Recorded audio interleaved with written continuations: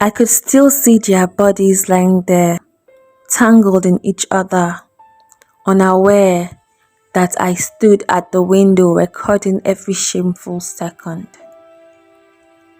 I remembered the bitter taste in my mouth and the heaviness in my heart.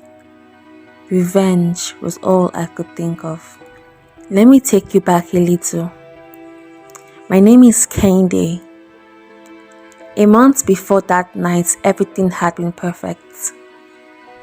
I'd spent years dreaming of a wedding with Chike, a Lagos affair full of beauty and elegance. The date was set, the invitation sent out, the arrangements and the venue booked. Chike, a popular actor with millions of fans across Nigeria, was everything I'd hoped for. Tall, charming, and talented. Every time he looked at me, I felt like the only woman in the world. And Elizabeth, my younger sister, was my constant companion through it all. Helping with flowers, the dress, even choosing the right songs for the reception. She was as close to me as my own skin, or so I thought. The closer we got to the wedding day, strange things began to happen. Elizabeth would disappear from the event at the last minute or show up late, looking flustered. And Chike had become increasingly distracted, distant.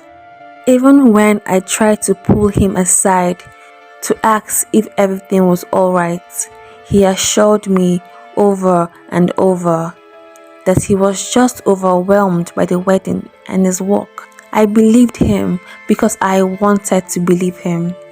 He was Chike, my fiancé, the man I trusted. The night before the wedding, I had a strange, restless feeling. Something gnawed at me, something I couldn't quite place. I convinced myself it was pre-wedding jitters.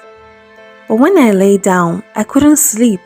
Around midnight, I found myself walking to Chike's apartment, telling myself I just wanted to see him to calm my nerves. But when I arrived, I noticed that the lights were on. Odd. He said he was going to sleep early. I hesitated outside, but curiosity drove me forward. Inside, I walked down the hall to his bedroom and peeped through the window. And that's when I saw them, Elizabeth and Chike, lying there together. Her arms was around him, his face buried in her hair. It was as intimate as anything I'd ever seen.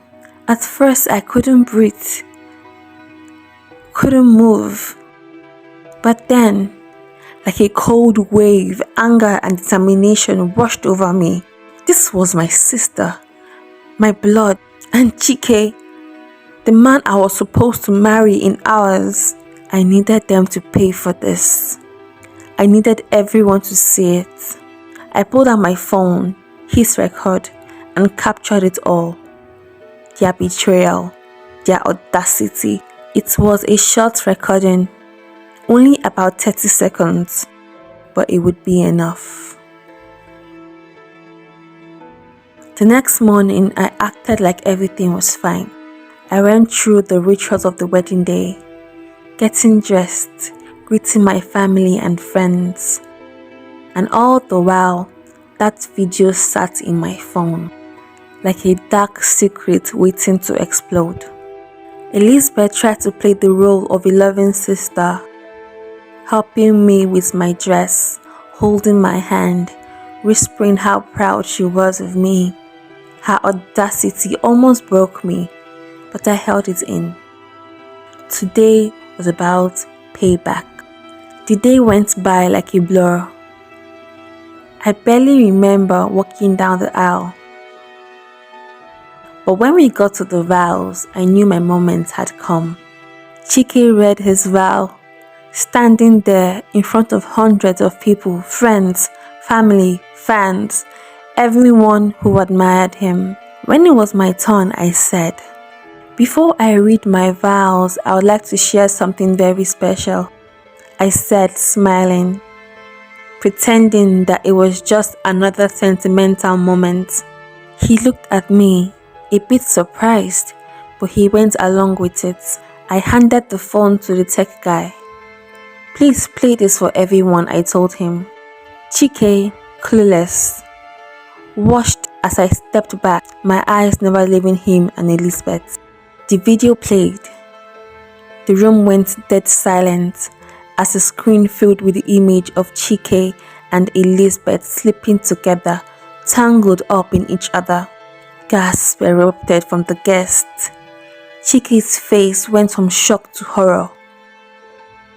Elizabeth's face flushed white as she covered her mouth in disbelief.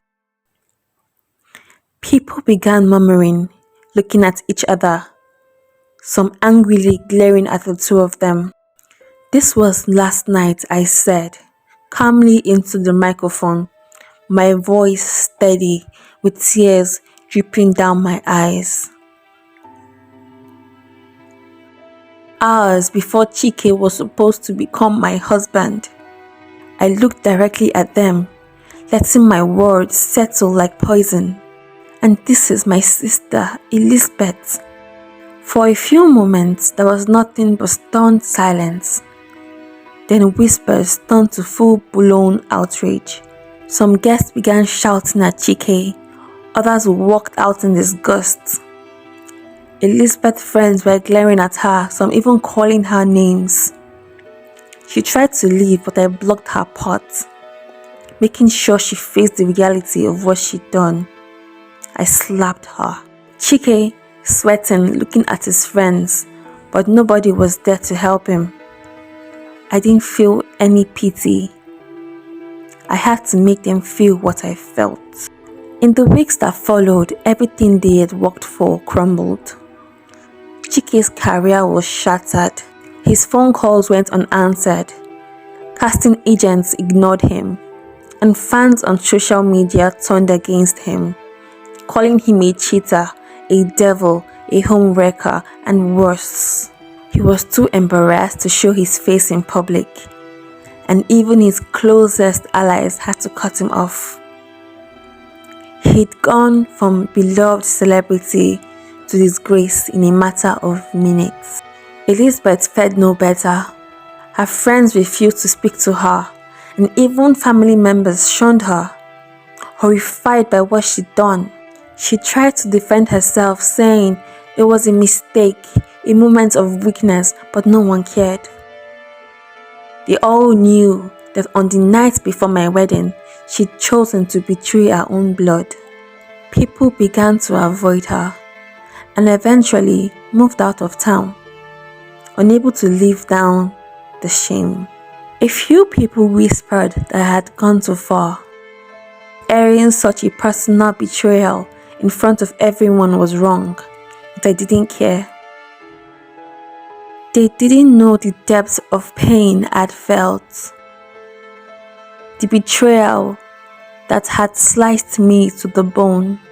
They didn't understand the satisfaction of watching them both fall from grace, watching their lives unravel like they unraveled mine. In the end, I walked away with my dignity, my heart hardened, and a sense of closure.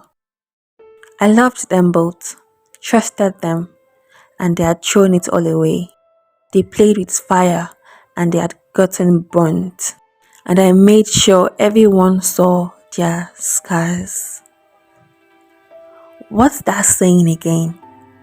Hell hath no fury like a woman scorned.